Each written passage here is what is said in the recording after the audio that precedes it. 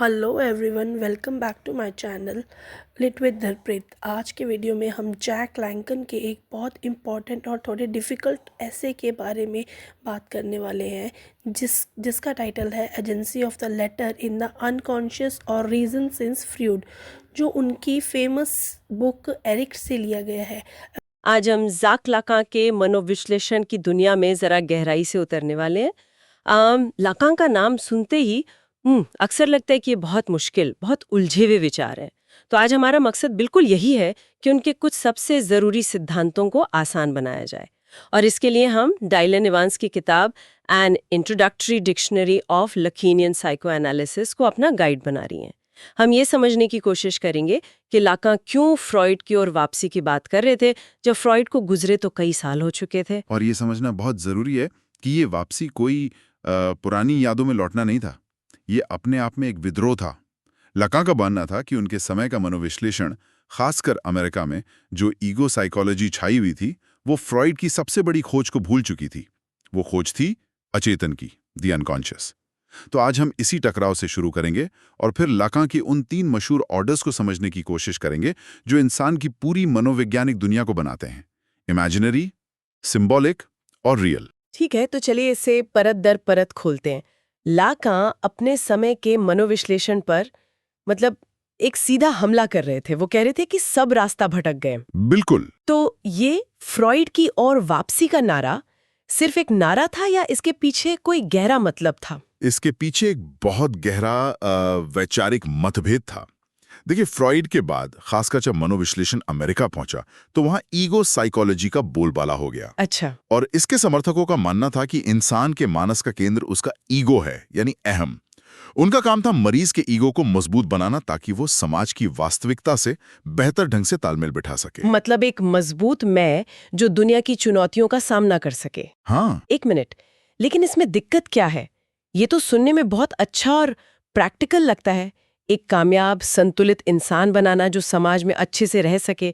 ज्यादातर लोग थेरेपी से यही तो चाहते हैं, है ना? आपका सवाल बिल्कुल सही जगह पर है और यही लाकां का सबसे बड़ा विद्रोही छिपा है। अच्छा। लाकां के लिए जिसे ईगो साइकोलॉजिस्ट मजबूत ईगो कह रहे थे, वो असल में मरीज को उसके भ्रम में और ज्यादा पक्का कर रहे थे। लाकां कहते हैं कि ईगो भ्रम का केंद्र है। भ्रम का केंद्र? हाँ, वो एकता और नियंत्रण जो हमें अपने मैं में महसूस होता है, वो एक धोखा है। ये एक स्थायी गलतफहमी से पैदा होता है, जिसके लिए लाकां एक खास फ्रेंच शब्द इस्तेमाल करते हैं, मैकॉनिसेंस। मैकॉनिसेंस? इसका मतलब है एक ऐसी गलत पहचान जिसे हम खुशी खुशी अपना लेते हैं क्योंकि वो हमें संपूर्ण होने का एहसास दिलाती है। यानी ईगो को मजबूत करना मतलब झूठ को और मजबूत करना। बिल्कुल। लाकां के मुताबिक ऐसा करने से मरीज का अलगाव यानी एलियनेशन कम नहीं होता, बल्कि और बढ़ जाता है। वो हमें याद दिलाते हैं कि फ्रॉइड की असली खोज ने तो देकार्त के उस प्रसिद्ध विचार "मैं सोचता हूं इसलिए मैं हूं" की नींव ही हिला दी थी। सही बात है। अचेतन की खोज में ये दिखाया कि मैं अपने ही घर का मालिक नहीं है। एक हिस्सा है जो हमारी चेतना से, हमारे नियंत्रण से बाहर है। ईगो साइकोलॉजी उस अचेतन को दबाकर वापस ईगो को राजा बना रही थी। उस ईगो को जिसे फ्रॉइड ने गद्दी से उतार दिया था। ठीक वही। हम्म। ये तो बहुत अजीब बात है। मतलब जिसे मैं समझती हूँ, वो असल में कोई बाहरी चीज है, एक तस्वीर। ये तो कुछ ऐसा हुआ जैसे हम सब अपनी ही सोशल मीडिया प्रोफाइल को गलती से अपना असली रूप समझ बैठे हैं। आपने एकदम सही नब्ज पकड़ी है। सच में। हाँ, आपका सोशल मीडिया प्रोफाइल वाला उदाहरण इसे समझने के लिए बेहतरीन है। यही लाकां का अगला बड़ा सिद्धांत है, मिरर स्टेज। और वो यही कहते हैं कि हमारा ईगो असल में एक ऑब्जेक्ट है, एक बाहरी चीज जिसकी शुरुआत आईने में अपनी छवि को पहचानने से होती है। मिरर स्टेज ये लाकां के सबसे मशहूर आइडियाज में से एक है। पर क्या ये सिर्फ एक बच्चे के आईने में देखकर खुश होने के बारे में है? वो खुशी तो सिर्फ सतह है। उसके नीचे इंसान की पहचान की पूरी कहानी बन रही होती है। सोचिए, 6 से 18 महीने का एक बच्चा, ठीक है। उसका अपने शरीर पर कोई नियंत्रण नहीं है। वो अपने हाथ पैर को बिखरा हुआ टुकड़ों में महसूस करता है। फिर एक दिन वो आईने में अपनी एक छवि देखता है, एक पूरी, संपूर्ण, एकीकृत छवि, एक गेस्टॉल्ट। उसके लिए तो ये एक आहा मोमेंट होगा कि अरे ये बिखरे हुए हाथ पैर ये सब मिलकर ये बनता है और ये मैं हूं। हाँ, और वो उस छवि से खुशी खुशी अपनी पहचान कर लेता है। लेकिन यहीं वो बुनियादी अलगाव पैदा होता है। मैं का निर्माण खुद के अंदर नहीं, बल्कि खुद के बाहर एक छवि में हो रहा है। अच्छा, मतलब वो पहचान ही बाहरी है। बिल्कुल, वो छवि हमेशा उससे ज्यादा संपूर्ण, ज्यादा समन्वित और बेहतर होगी जितना वो असर में महसूस करता है। इसीलिए हम हमेशा अपनी उस आदर्श छवि तक पहुंचने की कोशिश करते रहते हैं। छवियों, पहचान और इस दोहरे रिश्ते की, मतलब मैं और मेरी आदर्श छवि, इसकी ये पूरी दुनिया ही लॉकॉन्स इमेजिनरी ऑर्डर है। ये भरमाने, मोहित करने और एक बाहरी छवि में कैद हो जाने का क्षेत्र है। ठीक है, तो बच्चा आईने में एक परफेक्ट इमेज देखकर खुश हो जाता है, लेकिन वो तो बस एक इमेज है।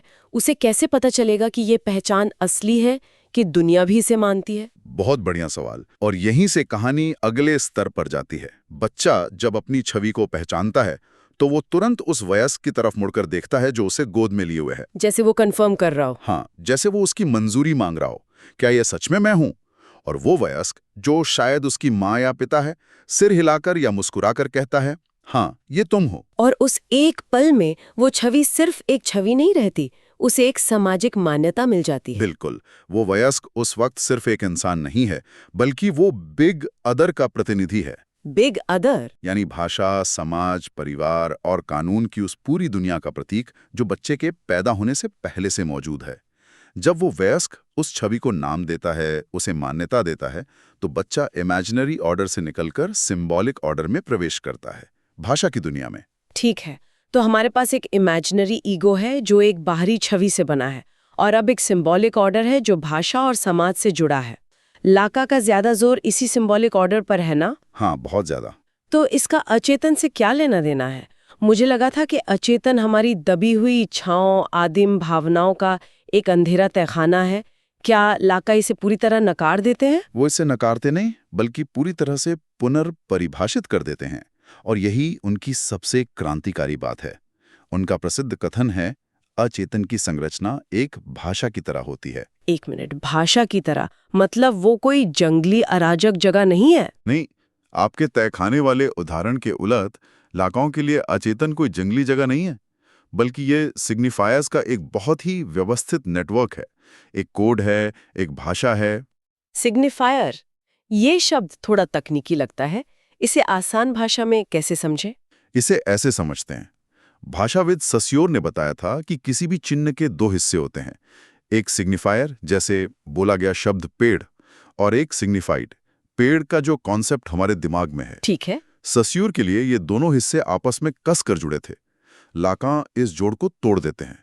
वो कहते हैं कि सिग्निफायर की दुनिया अपनी आप में तैरती रहती है, उसका मतलब हमेशा फिसलता रहता है। तो फिर अर्थ कैसे बनता है? अर्थ केवल कुछ खास जगहों पर आकर अस्थायी रूप से टिकता है, जैसे कोई लंगर डाल दिया गया हो। इन एंकरिंग पॉइंट्स को वो पॉइंट्स दे कैपिटॉन कहते हैं। अच्छा, इसे किसी और तरह से समझा सकते हैं? इसे ऐसे समझिए जैसे किसी रजाई में टांके लगे होते हैं। कपड़ा और रुई, यानी सिग्निफायर और सिग्निफाइड, वैसे तो खिसक सकते हैं, लेकिन ये टांके उन्हें एक साथ पकड़ कर रखते हैं और रजाई को एक शक्ल देते हैं। दिलचस्प है। भाषा में भी अर्थ ऐसे ही कुछ मुख्य विचारों पर आकर टिकता है और हमारी सोच को एक ढांचा देता है। हमारा अचेतन इन्हीं सिग्निफायर्स की एक अंतहीन चेन है। तो इसका मतलब है कि हमारी सबसे गहरी इच्छाएं भी इसी भाषा में लिखी हैं। हाँ, और इसी से उनका एक और मशहूर और रहस्यमयी सिद्धांत निकलता है। इंसान की इच्छा अदर की इच्छा है। ये सुनने में तो बहुत गहरा लगता है। इसका क्या मतलब है कि मेरी इच्छा मेरी नहीं है? इसके दो स्तर हैं। पहला, हम चाहते हैं कि दूसरा हमें चाहे, हमें पहचाने। लेकिन दूसरा और ज्यादा गहरा मतलब यह है कि हम जो चाहते हैं वो हमें बिग अदर, यानी सिंबॉलिक ऑर्डर से मिलता है। जैसे जब हम कहते हैं मुझे एक बड़ी गाड़ी चाहिए या मुझे एक सफल करियर चाहिए, तो ये इच्छा सिर्फ हमारी नहीं है। ये समाज, विज्ञापन, परिवार की आवाज है जो हमारे अंदर बोल रही है। लाकां हमें ये सोचने पर मजबूर करते हैं कि हमारी सबसे निजी ख्वाहिशें भी असल में कितनी बाहरी हैं। ठीक है, एक बार रुकते हैं। तो हमारे पास इमेजिनरी है, यानी छवियों और ईगो की दुनिया, और सिंबॉलिक है, यानी भाषा, समाज और कानून की दुनिया। लेकिन एक तीसरा ऑर्डर भी है, द रियल, और ये हमारी रोजमर्रा की वास्तविकता यानी रियलिटी नहीं है ना? बिल्कुल नहीं। ये लाकां के सबसे मुश्किल कॉन्सेप्ट्स में से एक है। द रियल वो है जो सिंबॉलिक और इमेजिनरी दोनों से बाहर है। तो फिर ये चीज क्या है? ये वो है जिसे शब्दों में नहीं बांधा जा सकता, जिसकी कोई छवि नहीं बनाई जा सकती।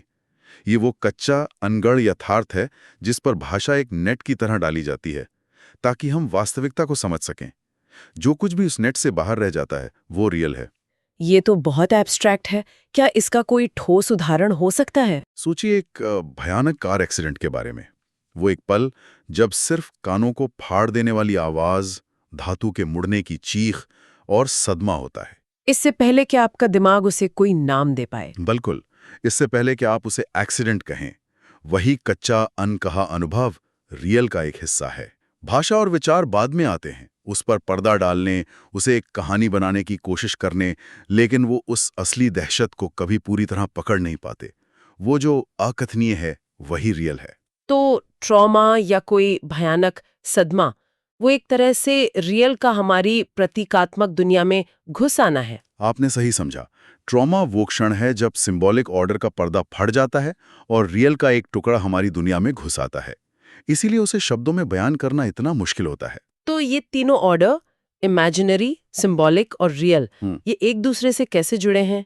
ये अलग-अलग दुनियाएं हैं या एक ही सिस्टम का हिस्सा है? यही सवाल लाकान के लिए भी बहुत अहम था, और इसे समझाने के लिए उन्होंने अपने बाद के काम में गणित से कॉन्सेप्ट उधार लिया, बोरोम्बियन नॉट। बोरोमियन गांठ। हाँ, जैसे कि हम स्रोत की तस्वीर में देख सकते हैं, ये 3 छल्लों की एक खास तरह की गांठ है। इसकी खासियत ये है कि ये तीनों छल्ले इस तरह गुथे हुए हैं कि अगर आप किसी एक छल्ले को भी काट दें तो बाकी दोनों भी आजाद हो जाते हैं। अच्छा, मतलब कोई भी दो छल्ले आपस में सीधे नहीं जुड़े? नहीं, लेकिन फिर भी वो एक दूसरे पर निर्भर है। तो ये गांठ एक तरह से मानसिक स्वास्थ्य का मॉडल है। यानी जब तक ये तीनों छल्ले बंधे हैं तब तक सब ठीक है, और जब ये खुल जाते हैं तो इंसान की वास्तविकता बिखर जाती है। आपने बिल्कुल सही पकड़ा। लाकान के लिए यह गांठ ही व्यक्ति की मनोवैज्ञानिक संरचना है। हमारा अनुभव इन तीनों के जटिल ताने बाने से ही बनता है। मनोविकृति या साइकोसिस को इसी गांठ के खुलने के रूप में देखा गया। तो चलिए आज की इस गहरी और थोड़ी मुश्किल यात्रा को समेटते हैं। हमने शुरुआत की लकां की उस आलोचना से जो उन्होंने अपने समय के मनोविश्लेषण पर की थी कि वो फ्रॉइड की सबसे बड़ी खोज, अचेतन, को भूल गया है। हाँ, फिर हमने देखा कि जिसे हम अपना मैं या ईगो समझते हैं वो असल में मिरर स्टेज में बनी एक बाहरी इमेजिनरी छवि का भ्रम है। एक ऐसी पहचान जो हमसे बाहर है और जिसे हम पूरी जिंदगी पाने की कोशिश करते रहते हैं। इसके बाद हम सिंबॉलिक ऑर्डर की दुनिया में गए।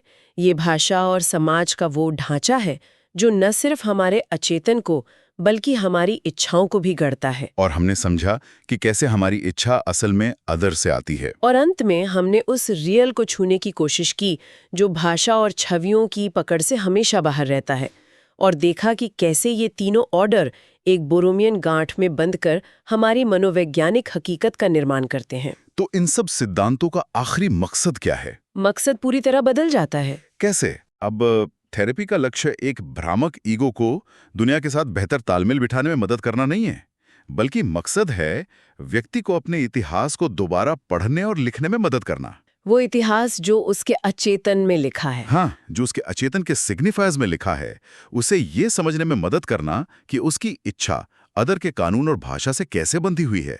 ये एक ज्यादा गहरी लेकिन शायद ज्यादा सच्ची यात्रा है। लाकां के काम से एक बात तो साफ लगती है कि भाषा सिर्फ हमारी दुनिया का वर्णन नहीं करती, वो उसका निर्माण करती है।